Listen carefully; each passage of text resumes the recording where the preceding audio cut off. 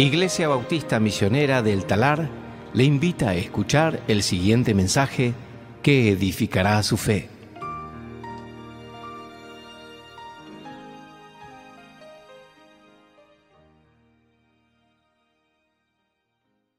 Forma de terminar este capítulo, que lo que Pablo escribe en versículos 19 al 21 realmente es impactante, realmente es absolutamente glorioso, y creo que cuando nos vamos de aquí en esta mañana vamos a decirse, ven Señor Jesús, ¿no? Porque va a ser absolutamente impactante.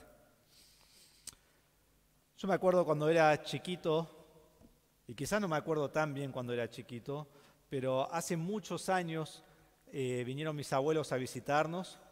Mis abuelos saben que los padres de mi papá son de Estados Unidos, y ellos venían a visitarnos cada tantos años, ¿no?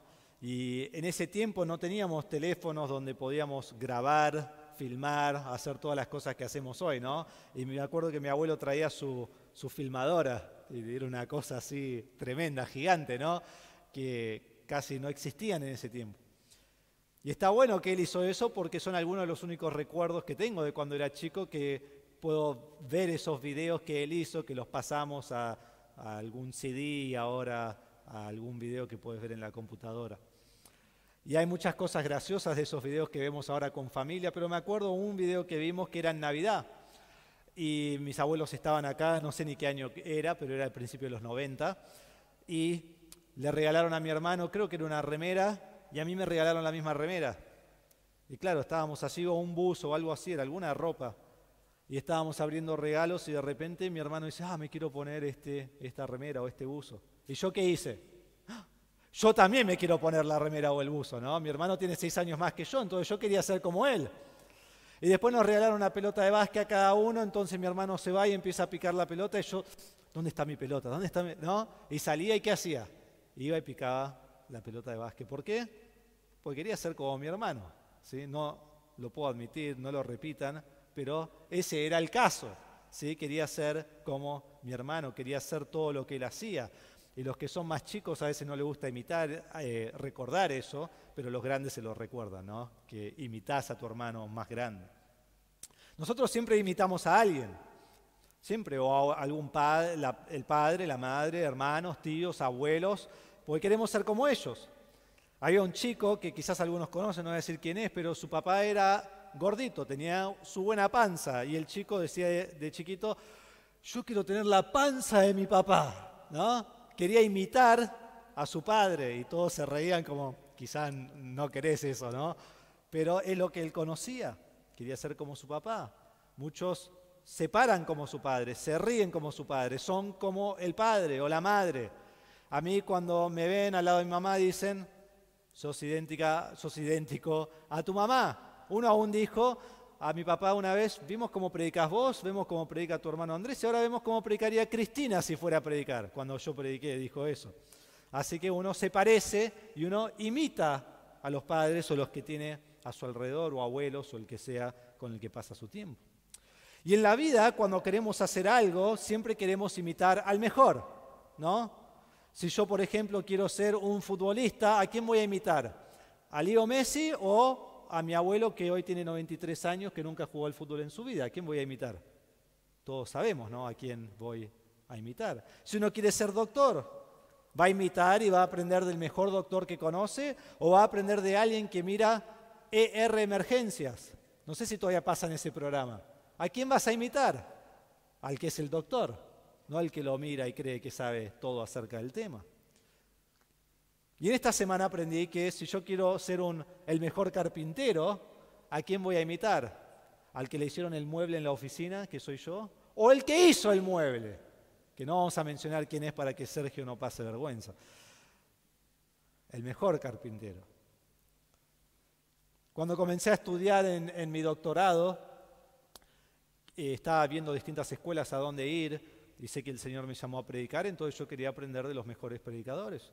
Entonces fui a estudiar al seminario Masters, y allí aprendí de John MacArthur, de Steve Lawson, de H.B. Charles, de Joel Beeke y un montón de más que quizás no conocen. Estos son todas las personas que cuando vas a las conferencias son todos los predicadores. y aprendí de los mejores. Y decís, bueno, ¿qué pasó? Bueno, estoy aprendiendo todavía, ¿sí? Imitamos a los mejores para alcanzar a ser lo que ellos ya son. Esa es nuestra meta, siempre en todo lo que hacemos queremos imitarlos. Y lo que vamos a ver aquí en este pasaje de versículos 17 al 21 son dos razones de obedecer el mandato de imitar a creyentes fieles. ¿Sí? Dos razones de obedecer el mandato de imitar a creyentes fieles. Y lo primero que vamos a ver no son las razones, sino el mandato. Porque si no entiendo el mandato, entonces no entiendo por qué los debo imitar y por qué debo seguir el mandato. Vamos a leer versículo 17. Dice así, Filipenses 3:17. Hermanos, sean imitadores míos y observen a los que andan según el ejemplo que tienen en nosotros. Porque muchos andan, como les he dicho muchas veces, y ahora se los digo aún llorando, que son enemigos de la cruz, cuyo fin es perdición, cuyo Dios es su apetito y cuya gloria está en su vergüenza, los cuales piensan solo en las cosas terrenales. Porque nuestra ciudadanía está en los cielos, de donde también ansiosamente esperamos a un Salvador, el Señor Jesucristo, el cual transformará el cuerpo de nuestro estado de humillación en conformidad al cuerpo de su gloria, por el ejercicio del poder que tiene aún para sujetar todas las cosas a Él mismo. Entonces, dos razones de obedecer el mandato de imitar a creyentes fieles. Lo primero que vemos es el mandato en sí. Y aquí realmente son dos mandatos: sean imitadores míos y observen, y observen. Pero vamos a comenzar con el primero que da aquí, que es sean imitadores míos. Si recordamos todo el contexto de lo que hemos estado viendo, vemos que Pablo comienza aquí en este capítulo y habla acerca de lo que él hacía para lograr su propia salvación. O sea, si uno podía ser salvo en la carne, no había nadie más que tenía más credenciales que él. Y él habla de todo lo que él hizo. Y después muestra que, bueno, pero después fui salvo. Y al ser salvo, todo lo que hice no sirvió de nada. Dice que era pérdida, dice que era basura. Y entonces dice ahí en versículos 7 y 8, fue salvo. En versículo 9 habla de que fue justificado, que ocurre en la salvación, donde Dios te declara justo, donde la justicia de Cristo es puesta a tu cuenta. Y luego dice que siguió conociendo al Señor, siguió creciendo en el Señor, sufrió por el Señor, pero llega al versículo 11 y dice, pero espero llegar a la resurrección de entre los muertos. Todavía no he llegado. Y en versículos 12 y 13 va a decir 4 veces, no soy perfecto, no lo he alcanzado, no lo he alcanzado, no lo he alcanzado. Para que nosotros digamos, Pablo no lo ha alcanzado, ¿sí? Quiere que lo entendamos. Y entonces uno se pregunta, bueno, entonces, si vos decís que vas a llegar al final, pero todavía no lo has alcanzado, entonces, ¿qué debes hacer? Y Pablo dice, pero una cosa hago, me olvido lo que está detrás y me extiendo hacia lo que está delante. Pongo mis músculos en sujeción, me estiro, me sacrifico para lograr lo que está delante mío. Y en versículo 14 da el verbo principal del párrafo y dice, prosigo hacia la meta. Todo el tiempo mirando hacia la meta, estirándome hacia la meta, siguiendo hacia la meta, que todo mi ser vaya hacia ese fin. Y de paso les digo, recuerden esta palabra meta, porque va a ser importante en lo que vamos a ver en un momento. Entonces Pablo dice, ahora estoy con todo mi ser prosiguiendo hacia adelante a la meta, y la meta es que yo sea más como Cristo, porque ese es el fin. Entonces, a la luz de esto, Pablo dice en versículo 17, hermanos, sean imitadores míos. Él ha dado todo lo que Él es, lo que Dios ha hecho por Él, hacia dónde tiene que ir, y el creyente dice, bien, Pablo. Y Pablo dice, no, sean imitadores míos. Y en el griego, en realidad, literalmente dice, imitadores de mí sean, hermanos. Lo pone principal y lo pone como primero, imitadores. Deben imitarme a mí. ¿Por qué? Porque Pablo dice, ustedes tampoco lo han alcanzado. Ustedes tampoco son perfectos. Ustedes también aguardan el día final. Entonces el mandato para ustedes es que continuamente me imiten a mí. Entonces uno lee esto y dice, ¿y Pablo quién se cree que es para decir, imíteme a mí, cuando debemos imitar a Cristo y ser como Cristo? Bueno, debemos ponerlo en contexto. Primero que nada debemos entender que Pablo no está exaltando a sí mismo. En 1 Corintios 11:1 Pablo dice a los corintios, sean imitadores de mí, como también yo lo soy de Cristo. Entonces imitamos a uno que imita al que queremos ser, Cristo.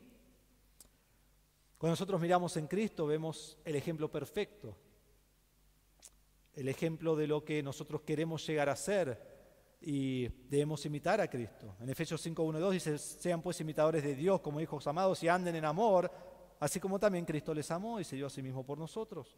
Entonces, mi meta final es imitar a Cristo, ser como Cristo. Entonces, ¿por qué Pablo dice, imíteme a mí en vez de decir, imiten a Cristo como lo hace en Efesios 5? Bueno, quizás porque Cristo es perfecto. Cristo no está prosiguiendo hacia una meta, Cristo es la meta. Cristo viene a este mundo y Él es Dios. Él no tiene que lograr nada, Él no tiene que hacer nada, Él va y va a morir en la cruz, pero no está intentando ser más perfecto, no está intentando crecer espiritualmente. Él es Dios, perfectamente santo, perfectamente perfecto. Pero Pablo es un pecador salvo por la gracia de Dios, un pecador que se extiende a la meta, un pecador que busca ser más como Cristo. Vos y yo, ¿cuál somos? Somos como Pablo. Entonces en Pablo vemos un ejemplo de una persona que lucha con la carne, un ejemplo de una persona que quiere servir a Dios, y en ese ejemplo yo puedo decir, así es como se hace, así es como llego a ser como Cristo. Entonces es un gran ejemplo que yo debo seguir de extenderme en la carrera y proseguir adelante. Entonces allí en el mandato quiero que lo miremos más de cerca. Dice sean. Este es el mandato, sean. Entonces Pablo nos está dando una opción a que lo imitemos como Él imita a Cristo. Es un deber. Así como Pablo prosigue a la meta, yo debo imitarlo prosiguiendo a la misma meta. El verbo no es solo un imperativo que es un mandato, sino que es presente. Entonces, cada día estoy imitando a Pablo, cada día estoy buscando ser como Él es, estoy llegando a esa meta.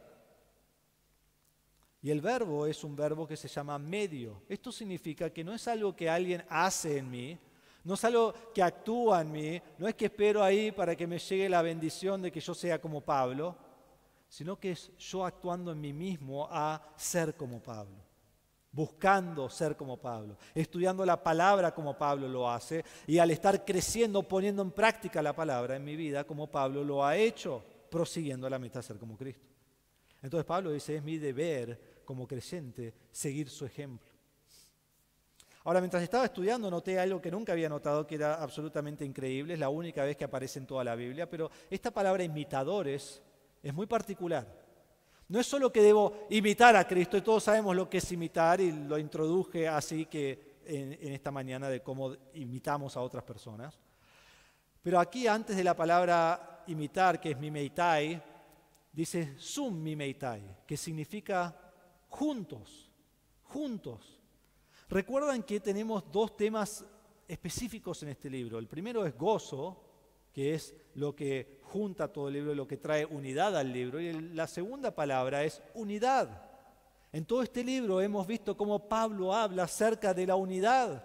Recuerdan en capítulo 2 al principio dice que no hagan nada por egoísmo en versículo 3, ni por vanagloria, sino con actitud humilde, considerando al otro como más importante, no buscando sus propios intereses. Aún antes de eso, en versículo 2 dice, hagan completo mi gozo siendo el mismo sentir, el mismo amor, unidos en espíritu. Quiere que sean uno, quieren que sean unidos. Entonces Pablo aquí les da un mandato y dice, imítenme. Pero no es individual, pero no es solo eso, sino que dice, como iglesia, imítenme a mí a seguir a Cristo.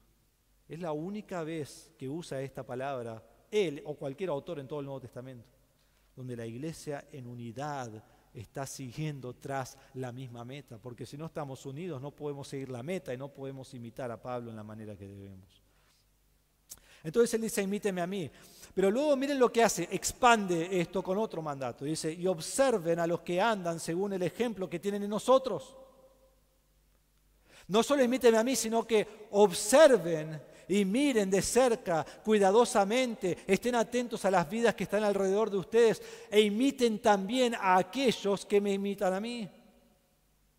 Esto incluye a Pablo y Timoteo, esto incluye a quizá los pastores y diáconos, a quien fue la carta también, pero no es que solo es Pablo, sino es todo aquel que está imitando lo mismo que Pablo hace. Y miren esto, es muy interesante.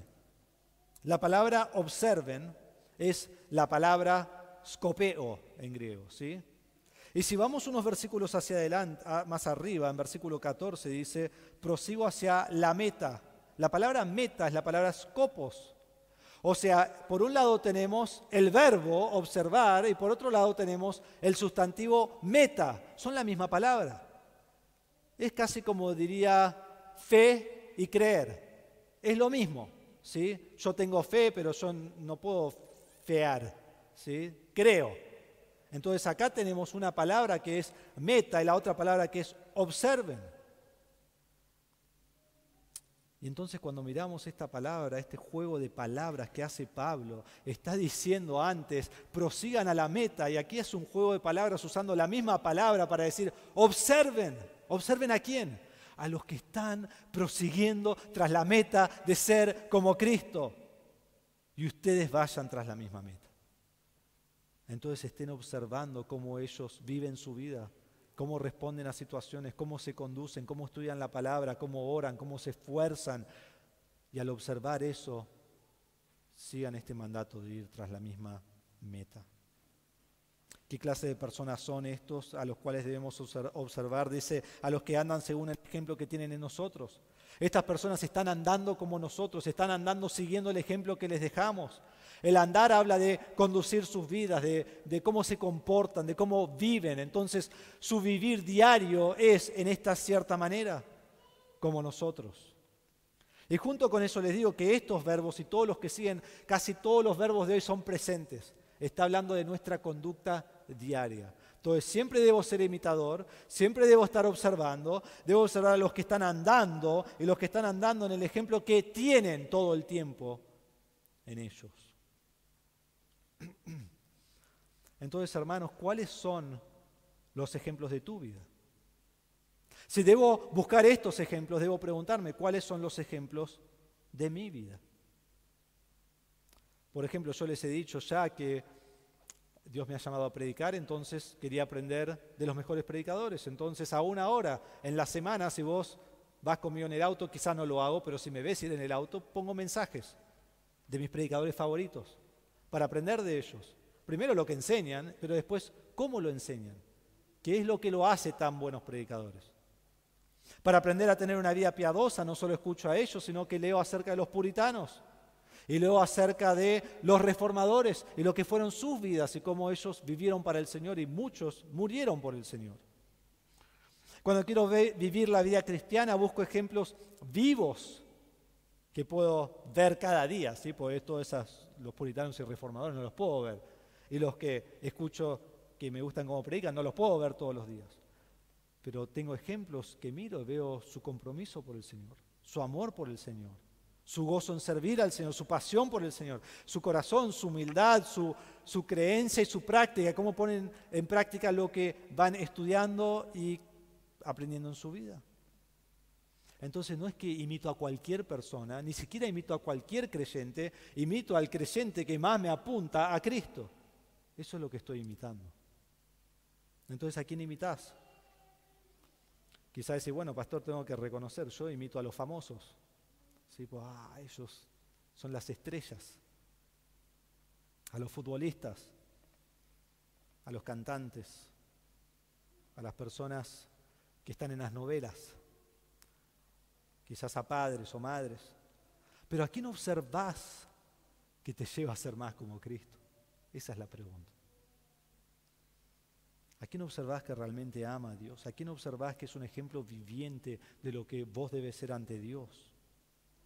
Entonces observá y buscá y mirá con atención a aquellos e imitá a ellos. Y junto con esto preguntate, ¿Soy yo un ejemplo a imitar? Porque así como vos estás buscando a otros a imitar, otros te van a imitar a vos. Y dice, bueno, pero todos saben que yo no soy la persona para imitar. No, todos no saben eso.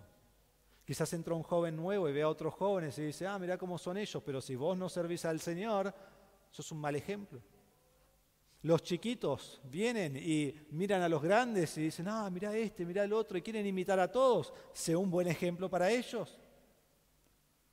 Otros te están observando, entonces debes preguntarte también, mientras yo estoy imitando a otros, ¿yo soy un ejemplo a imitar? Porque otros siempre están mirando e imitando.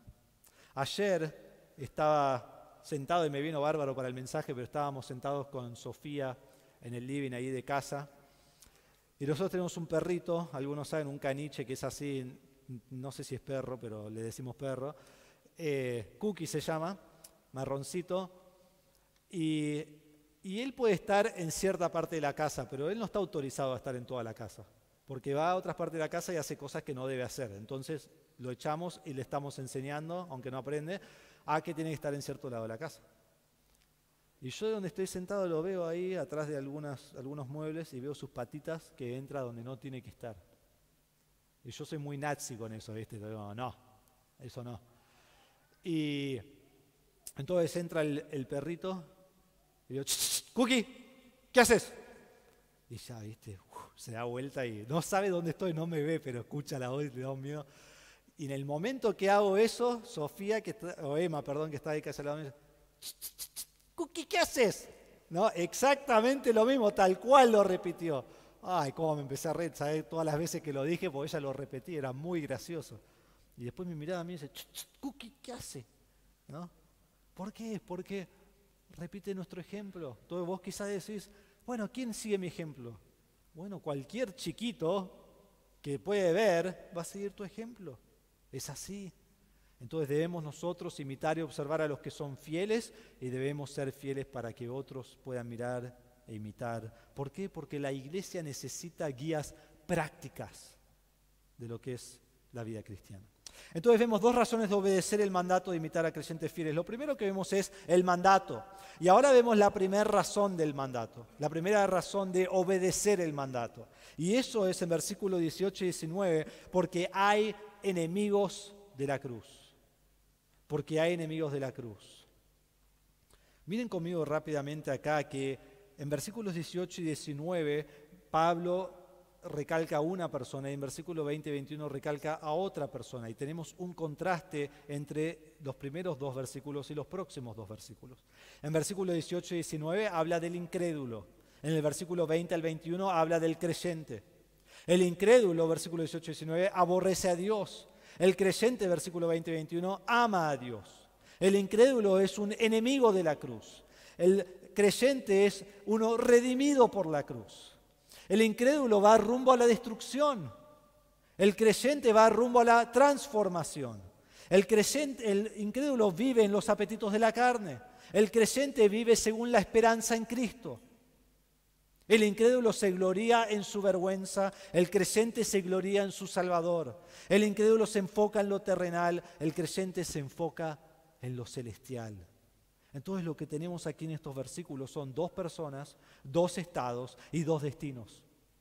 Un gran contraste que Pablo hace entre estos dos. Entonces por eso la primera razón que debo obedecer el mandato es porque muchos andan que son enemigos de la cruz. Y Pablo está diciendo, no imites a ellos. Y ha dicho ya en versículo 17 que observen a los que andan según el ejemplo. Y acá dice, porque muchos andan, como les he dicho muchas veces y ahora se lo digo aún llorando, que son enemigos de la cruz. Entonces tenías a los que andan según el ejemplo y aquí tenés los que continuamente conducen su vida en contra a Cristo, con odio a Cristo, en oposición a Cristo, con hostilidad a Cristo. Y Pablo está diciendo, y están dentro de la iglesia. Esto no es el que está afuera a la carnicería que fuiste a comprar, no, este se está sentando al lado tuyo en la congregación. Y Pablo quiere resaltar la repetición de decirle lo mismo una y otra vez. Y dice allí, porque muchos andan como les he dicho muchas veces. La palabra he dicho es una forma del pasado en el griego que muestra continuidad. Todo el tiempo les estuve diciendo. Y es más, aquí también dice muchas veces. Entonces, muchas veces, continuamente les dije, esto no fue una cosa de una vez. Debemos estar siempre atentos a los enemigos de la cruz. Y ahora dice, y ahora se los digo aún llorando. Se los digo es un verbo presente, se los estoy diciendo continuamente y mientras se los estoy diciendo estoy llorando. Al escribir estas palabras, lágrimas están cayendo de mis ojos. ¿Por qué? Porque Pablo se pone muy emocional. Algunos dicen, bueno, los bautistas no tienen emociones, Pablo no tenía emociones. Sí, hay emociones, pero no son emociones inventadas, son emociones que vienen de una verdad profunda. Y para Pablo es que hay enemigos de la cruz que quieren destruir la iglesia y ustedes lo están imitando y eso trae profunda emoción y lamento y lloro de Pablo. Hermanos, esta es la única vez en todos los escritos de Pablo donde Pablo dice, estoy llorando. Y es porque imitan a personas que son enemigos de la cruz. Este llorar es un llorar de amargura, es un llorar de dolor, de pena, de tristeza, es un llorar de angustia. Se usa esta palabra varias veces en el Nuevo Testamento. Se usa de Pedro. Cuando Pedro negó al Señor Jesucristo y luego cantó el gallo, ¿qué hizo? Lloró. ¿Y cómo lloró? Amargamente. Amargamente lloró. Se usa de personas que lloran por alguien que ha muerto. Y todo el tiempo en Lucas, en Juan, en Hechos, cada vez que Jesús va a ir y sanar a una persona o resucitarlo, están llorando en amargura porque ha muerto alguien. Se usa de las mujeres que mientras Jesús iba a la cruz, ellas lloraban. Y Jesús dijo, no lloren por mí, lloren por ustedes y por sus hijos. Es una emoción exterior de un sufrimiento y lamento profundo en el corazón. Y Pablo llora porque están imitando a personas que están dentro de la iglesia que son enemigos de la cruz. Y eso le causa tremendo dolor. Entonces vemos que él les dice, miren lo que les dice, ellos son enemigos de la cruz de Cristo. Si decimos cuál es su estatus, este es su estatus. Enemigos de la cruz de Cristo. Están en contra de Cristo. Detestan la cruz, desprecian la cruz, son hostiles a la cruz, son rivales de la cruz. La cruz es su adversario, enemigos lo aborrecen. ¿Qué es la cruz? Es Cristo y su obra. Es todo aquel que sigue a Cristo. Es el que dice, Cristo es mi Señor. Es el que ha puesto su fe en Cristo. Y estos lo detestan. Están dentro de la iglesia, no dicen que lo detestan, son lobos vestidos de ovejas, pero lo detestan. Y en versículo 19 vemos su destino. Entonces su estatus es que son enemigos de la cruz. ¿Cuál es su destino? Su destino es destrucción total. Su destino es lo que vamos a ver así al principio del versículo 19. Y quiero, antes de leerlo, decirles que Pablo aquí marca 4 características de estas personas. Mírenlo. Dice, cuyo fin es perdición, cuyo Dios es su apetito y cuya gloria está en su vergüenza, los cuales piensan solo en las cosas terrenales. Vemos 4 características acerca de estas personas.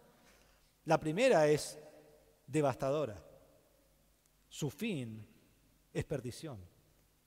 El fin es el final de su vida, su destino o su camino, su eternidad. En Mateo 25:46 Jesús dice, estos irán al castigo eterno, pero los justos a la vida eterna. Pablo dice en 2 Tesalonicenses 1:9, estos sufrirán el castigo de eterna destrucción, excluidos de la presencia del Señor y de la gloria de su poder. Ese es su fin, es perdición. Es destrucción, es ruina. Jesús dice en su mensaje del Sermón del Monte, que lo hemos llamado así, dice, entren por la puerta estrecha, porque ancha es la puerta y amplia es la senda que lleva a la perdición, y muchos son los que entran por ella. Vos vas a evangelizar y evangelizás a tus amigos y dicen, ah, sí, yo me voy al infierno, va a ser buenísimo. Vamos a estar ahí con todos los pibes, con esto, contentos, ni se dan cuenta. Pero el final es atroz. Y el final es final. Yo les he comentado que he tenido la oportunidad de ir a Israel varias veces en mi vida. Y uno de los lugares que vas cuando vas a Israel es el Museo del Holocausto. Y les he comentado el Museo del Holocausto en el pasado, que ellos lo llaman el Shoah. Y es un lugar que querés visitar, es un lugar bueno de visitar y hay mucha historia, pero también es un lugar que cuando terminás te tarda horas volver a estar bien, porque es un momento muy triste. Es todo un museo de lo que pasó con los judíos bajo los nazis. Pero hay dos cosas que recuerdo, muchas cosas que recuerdo de ese lugar, pero dos cosas que quiero compartir hoy que fueron muy impactantes, especialmente la última vez que fui, porque lo he visto muchas veces ahora. Pero en un lugar había, porque hay televisores por todos lados con testimonios y cosas de personas que fueron chiquitos, que después estaban vivos en los 80 y 90 todavía. Pero había una pantallita allí al costado que nunca había notado antes, y cuando lo vi, en la pantalla habían dos cosas sucediendo, como un corte en el medio, ¿no? Había una imagen, bueno, lo explico así, era una propaganda de lo que eran los lugares guetos, ¿no? Que es a donde los llevaban. Y de un lado había una imagen y del otro lado había otra imagen, y iban relatando y dicen, ay, vengan a los guetos porque los guetos son increíbles, los guetos son fascinantes, en los guetos puedes hacer esto, lo otro, hay plantas, hay jardinería, hay comida, vas a tener todo lo que querés. Y de un lado mostraban todo lo que ellos querían que vean, era una propaganda increíble de lo que eran los guetos, que vos decís, vamos para allá, tienen todo. Y del otro lado mostraban lo que estaba sucediendo. Y como uno iba en el tren contento y todo, y el otro como esclavo. Y uno llegaba y todo hermoso y con amigos, y el otro no comían, desnutridos. Uno mostraba algo increíble, el otro mostraba la realidad. Y después se hizo un poquito más y había una maqueta bastante grande. Y mostraban cómo llevaban a los judíos y si recuerdo bien, los desnudaban y ellos entraban en un salón, quizás la mitad de lo que es este salón, y los metían ahí. Ellos no sabían a dónde iban, ellos no sabían para qué era, ellos no sabían lo que iban a hacer, si después le iban a dar otra ropa y liberarlos, ellos nunca sabían lo que estaba pasando. Y los metían ahí, cerraban todas las puertas, ponían gas y se morían todos.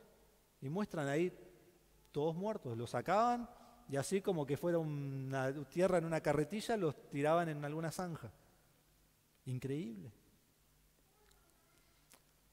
Cuando ves la propaganda y cuando ves cómo los entraban, ellos nunca saben a dónde van. Ellos nunca saben lo que van a hacer. Y especialmente en la propaganda pensaban, esto no es malo, es bueno.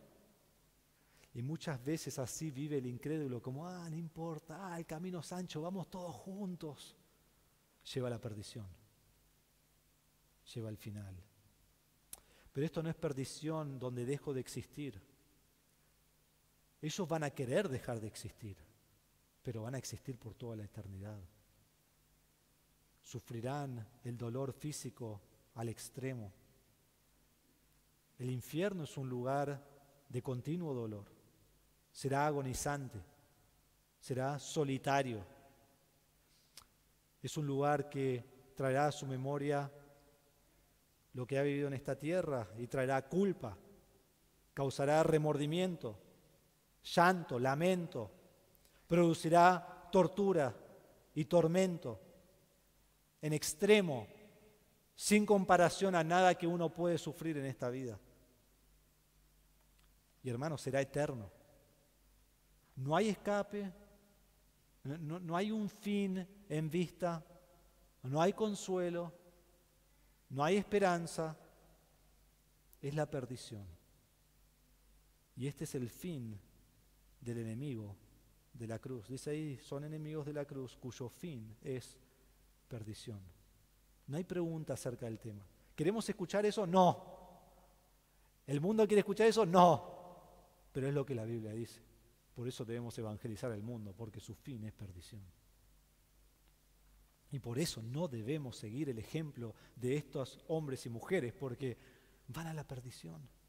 La segunda característica que da es que su Dios es su apetito. En vez de servir a Dios, sirven a sí mismos, satisfacen sus deseos, su carne, sus placeres, su pecado. Son egoístas, buscan lo suyo y alcanzan lo suyo. Y tienen su lujuria sexual y su apetito por el dinero y su avaricia por tener lo que otros tienen y ellos no tienen. Y así viven su vida. Tercero, dice que su gloria está en su vergüenza. En vez de tener vergüenza de su pecado, se jactan de su pecado. Se jactan. Les encanta su pecado. Se vuelven arrogantes acerca de su pecado. Hermanos, es exactamente lo que vemos en nuestro mundo hoy. Se jactan de las cosas pecaminosas y horribles que están haciendo. Se jactan de esas cosas. Es como los Corintios, en 1 Corintios 5:1 dice Pablo, en efecto se oye que entre ustedes hay inmoralidad, y una inmoralidad tal como no existe ni siquiera entre los gentiles, al extremo de que alguien tiene la mujer de su padre, y ustedes se han vuelto arrogantes en lugar de haberse entristecido. Están haciendo pecados que ni los gentiles hacían y se felicitaban. Y Pablo dice, no te podés jactar de tu pecado. Lo que les debería dar vergüenza lo ven como gloria. Es el mundo en el que vivimos. El último dice, los cuales piensan solo en las cosas terrenales. Hemos visto esta palabra piensan muchas veces, que es la palabra froneo. Si recuerdan, dos de los lugares principales que lo vimos fue en capítulo 2, versículo 5, que tengamos la actitud de Cristo, el pensamiento de Cristo. Y la semana pasada, en versículo 15, debemos proseguir a la meta y tener esa actitud. Y si alguno tiene otra actitud, Dios la revela. ¿Cuál es la otra actitud? La que vemos aquí. Dice que ellos solo piensan en lo terrenal. Su mente está en lo material, en cómo obtener una ventaja, en cómo buscar lo suyo propio. Esta es la persona que dice 1 Juan 2, 15 al 17, que ama al mundo, las cosas que están en el mundo. Y dice, si alguien ama al mundo, el amor del Padre no está en él, porque todo lo que hay en el mundo, la pasión de la carne, la pasión de los ojos y la arrogancia de la vida no proviene del Padre, sino del mundo. Y dice después, eso pasa. Pero eso es esta persona. Y Santiago nos dice que todo aquel que es amigo del mundo, ¿saben qué es? Enemigo de Dios. Enemigo de Dios. El fin de estas personas, ya lo vimos, es perdición. Primero te pregunto, ¿este sos vos? Creer en Cristo no es algo adicional a mi vida. Ay, qué lindo, y cambia mi vida en que ahora soy más feliz. No, cambia mi destino, cambia mi eternidad. Y si no conoces a Cristo, arrepentite hoy de tu pecado y poné tu fe en Él, porque si no, este es tu fin. Y si sos creyente, primero debemos entender que ninguna de estas características pueden ser el modelo de tu vida. Vos no vas a la perdición, entonces no podés servir tu apetito, no podés gloriarte de tu pecado y no podés tener una mente en lo terrenal. No es tu manera de vivir. Estas no son marcas de tu vida. Pero ¿saben qué? A veces estas cosas pueden surgir en nuestra vida cristiana y debemos matarlas, sacarlas, porque no es lo que hace un creyente. Tu meta y mi meta es ser como Cristo, entonces no imiten a los que así viven. Busca ejemplos que te lleven a Cristo. Entonces, dos razones de obedecer el mandato de imitar a creyentes fieles. La primera razón es porque hay enemigos de la cruz. La segunda razón es porque tenemos la misma ciudadanía. ¿Por qué imito a creyentes fieles? Porque ellos y yo vamos al mismo lugar. Tenemos la misma ciudadanía. Somos todos creyentes, entonces es a ellos a quien quiero imitar.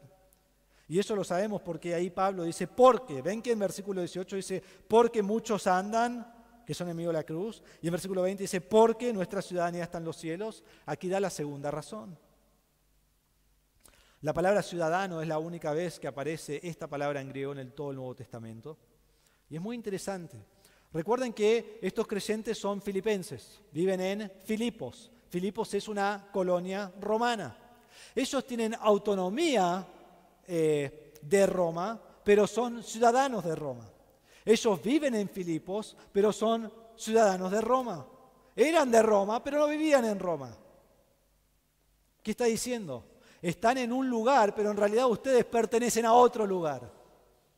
Y Pablo usa esta palabra a propósito con ellos, porque él dice aquí, nuestra ciudadanía está en los cielos. Hermanos, ustedes viven aquí en la tierra, pero ¿saben qué? No pertenecen a la tierra, son de otro lugar. Y los filipenses hubieran entendido perfectamente eso, porque esa era su vida. Vivían en un lugar, pero eran de otro. Y Pablo les dice, su ciudadanía está en los cielos, están acá presentemente, pero son de otro lugar. No van a ser de otro lugar, son de otro lugar ahora. Todo aquel que es creyente es un ciudadano del cielo. Ese es nuestro lugar a donde vamos. Entonces por eso Pedro dice en 1 Pedro 2:11, amados, les ruego como extranjeros y peregrinos que se abstengan de las pasiones carnales que combaten contra el alma. Nosotros no somos de esta tierra, somos de otro lado. Entonces no vivimos como ellos viven. No nos enfocamos en las cosas del mundo, en los placeres del mundo, el egoísmo del mundo. Nuestro enfoque es Dios y ser como Cristo. Y eso va a llevar a una vida piadosa, una vida que ama a Dios, una vida de conducta que da gloria al Señor. Y hermanos, nos lleva a ser diferentes a todos. ¿Saben lo que somos nosotros aquí en esta tierra? Raros. Somos raros. La gente se junta, habla de ciertas cosas. Yo tengo amigos con los que hago deporte, voy a comer un asado, todos toman cerveza y vos, no. Sí, soy raro. Te explico por qué no tomo. Y todos van a bailar y vos como joven no vas, sos un raro. Y todos dicen malas palabras y mienten y vos no mentís, sos un raro. Y todos hacen trampa en el trabajo o hacen mentiras o distintas cosas y vos no, y sos raro. Somos raros en este mundo. ¿Saben cómo somos? Como cuando visitas otro país. No sé si han visitado otros países, pero vas a otro país y cuando llegas al otro país dices, qué raro, ¿por qué hacen esto? Pero ¿sabes qué? Ellos no son los raros. Vos sos el raro. Sí, cuando fuimos a Israel, me acuerdo con todo el grupo de argentinos, llegamos a Turquía, al aeropuerto, y estaban las mujeres, ¿no?, todas tapadas como hacen en el Medio Oriente, y estaban hablando fuerte y mirándose, y el grupo de 20 argentinos todos así. ¿Qué les pasa a estos, no? Pero ellos no eran los raros éramos nosotros. Y a veces en este mundo somos raros, pero eso es algo bueno, ¿sabes por qué? Porque no somos de este mundo. Somos del cielo, entonces deberíamos ser diferentes. El problema es cuando somos iguales que ellos. Entonces Pablo dice acá, porque nuestra ciudadanía está en los cielos ahora. Todo lo que importa en nuestra vida, hermanos, está en los cielos. Cristo, ¿a dónde está? Fue al cielo en Hechos 1. ¿Y de dónde volverá? Del cielo a buscarnos. Los santos que han muerto están en el cielo. Nuestra herencia, dice Pedro en 1 Pedro, está en el cielo. Nuestra recompensa, dice Jesús en Mateo, está en el cielo. Nuestro tesoro está en el cielo. Entonces, aunque vivís acá, lo que te importa está en el cielo. Cuando yo me fui a preparar a la facultad para estudiar y prepararme para el ministerio, yo había vivido en Argentina por 18 años, nací acá, soy argentino, me gusta esta cultura y fui a estudiar allá, pero todo lo que me importaba estaba acá. Estaba de novio con Anaí, ella estaba acá, mi familia estaba acá, mi iglesia estaba acá, mi cultura estaba acá. Y es así, todo lo nuestro está allá en el cielo, está allá en el cielo. Entonces tenemos esta ciudadanía que está en los cielos. Entonces uno no solo dice, bueno, cuando llegue ahí va a ser lindo, no, porque tengo esta ciudadanía ahora, entonces afecta mi vida y cambia mi manera de vivir hoy, porque vivo de acuerdo a eso. Y en versículo 20, la segunda parte, vemos su acción. Entonces su estatus es que son ciudadanos del cielo. Su acción, dice ahí, también ansiosamente esperamos a un Salvador, el Señor Jesucristo. Nosotros como creyentes estamos mirando hacia adelante, esperando la venida del Señor. Y mientras estoy esperando la venida, no vivo como quiero, vivo aguardando esa venida. Si yo estoy en mi casa y estoy esperando a alguien importante que venga a mi casa para verme, no voy a estar en mi pijama. Voy a estar bien vestido, ahí esperando sentado, ¿sí?, preparado, perfume, todas las cosas. Nosotros estamos aguardando la venida del Señor.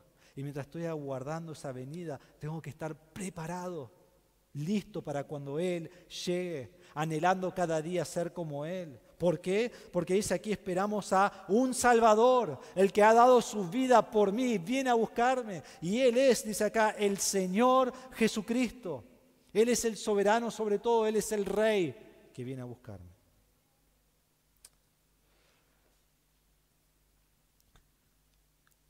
Entonces te pregunto, ¿sos un ciudadano del cielo?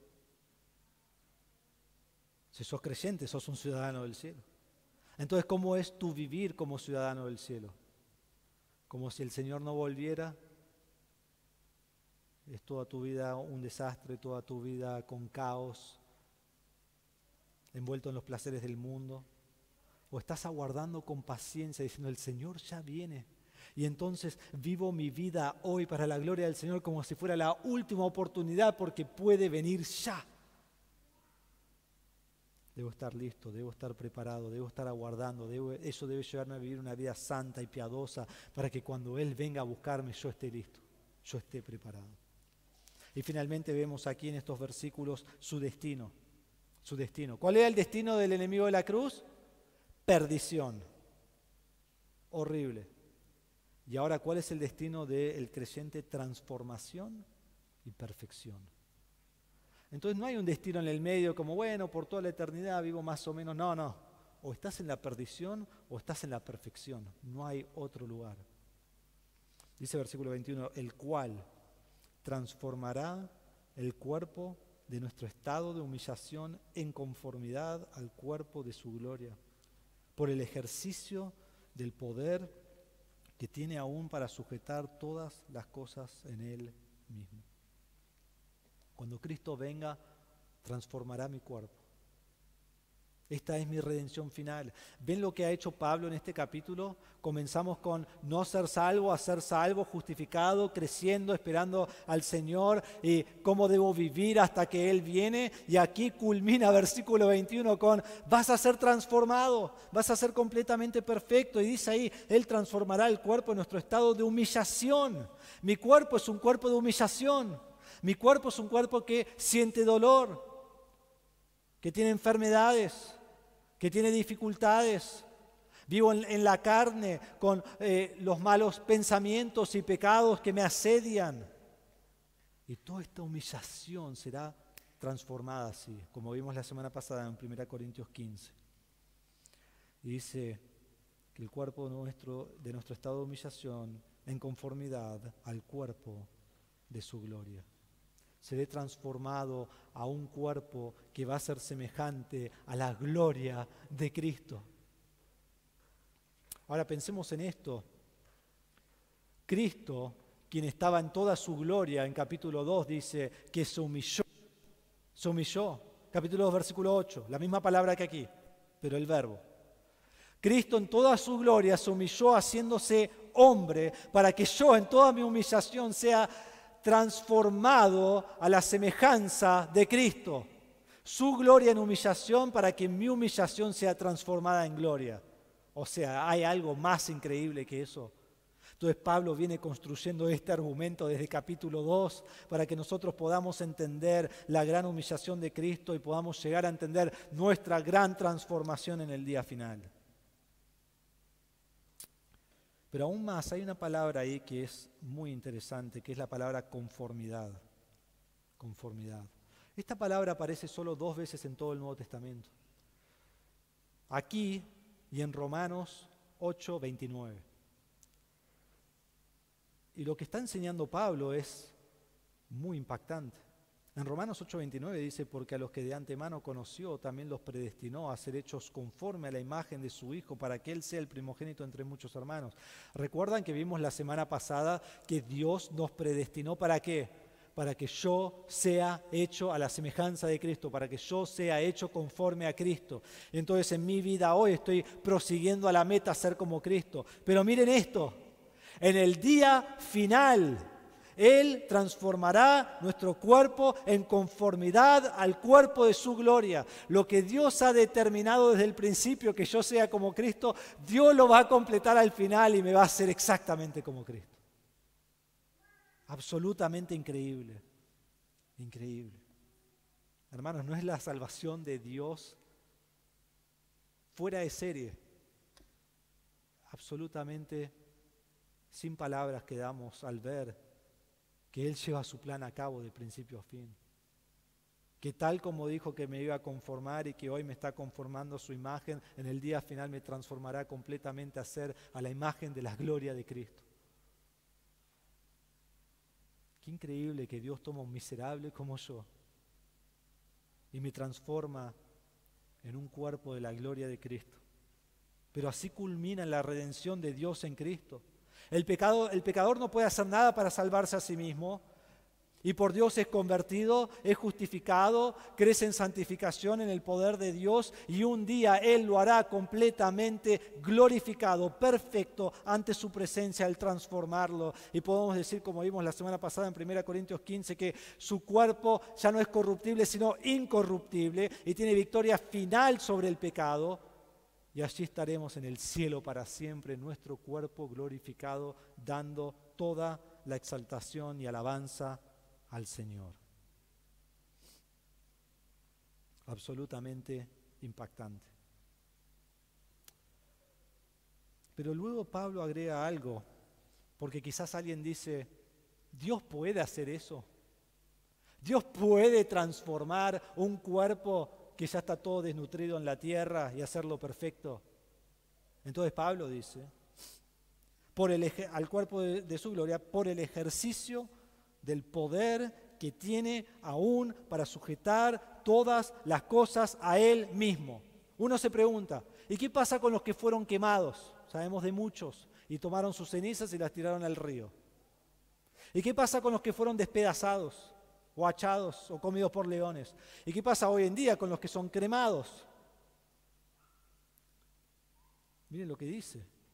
Dios lo hace por el ejercicio de su poder, con el cual sujeta todas las cosas. Dios ha creado el universo. Él ha creado el planeta Tierra. ¿Y saben lo que es el planeta Tierra a la luz del universo? Un puntito de tierra en mi dedo que ni siquiera puedo ver, ¿no? Empezás con la Tierra y vas saliendo y saliendo y saliendo y saliendo. Quizás has visto algún video alguna vez, hasta que estás como, ¿dónde estaba? ¿Dónde está nuestra galaxia? Pues no la pueden ni encontrar. Porque la galaxia es un puntito, y dentro de eso la Tierra es uno de los más chiquitos de todos. Él creó el sistema solar que tenemos a nuestro alrededor, creó todas las galaxias y continuamente está sosteniendo todo el universo en sus manos para que todo funcione perfectamente. Y yo me pregunto, ¿puede transformar el cuerpo en gloria? Y Pablo dice, Él que sujeta todas las cosas con su poder absolutamente omnipotente, te va a transformar. Seguro. Es una seguridad, es una promesa y puedes contar con eso. Entonces, hermanos, tenemos una esperanza magnífica. Entonces, a la luz de lo que Cristo va a hacer y que seré perfectamente transformado, que mi vida hoy refleje mi ciudadanía en el cielo, que mi vida hoy refleje que un día seré perfectamente como Cristo y no diga, bueno, entonces hago como quiero pues me va a perfeccionar. No, hoy debo estar siguiendo tras la meta con todo mi esfuerzo porque llega un día que Dios me llama al podio y me transforma completamente y soy como Cristo. Entonces vivimos hoy, como dice 2 Corintios 3:18, que estamos siendo transformados en la misma imagen de gloria en gloria como por el Señor. Hermanos, debemos imitar a creyentes fieles porque tenemos el mismo Salvador y la misma ciudadanía. Entonces, como dice Pablo aquí en versículos 19 y 20, o 18 y 19, tengamos cuidado de los que son enemigos de la cruz.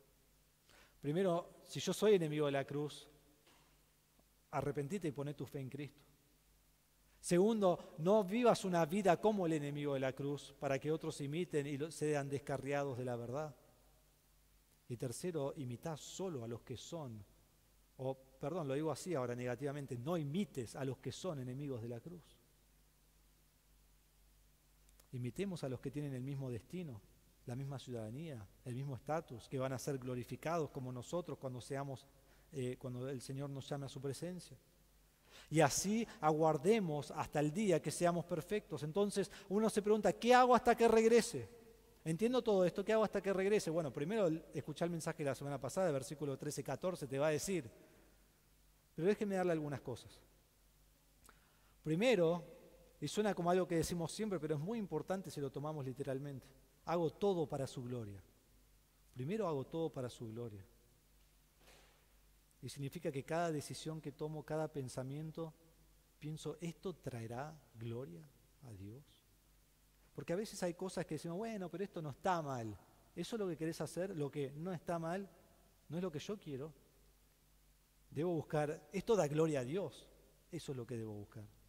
Segundo, crezco en mi relación con el Señor, en oración con el Señor, velando por mi alma, velando por las almas de los demás. Estudio la palabra y a la luz de esa oración y de ese estudio de la palabra, vivo la palabra y se ve en santidad y piedad. Eso es lo que sale.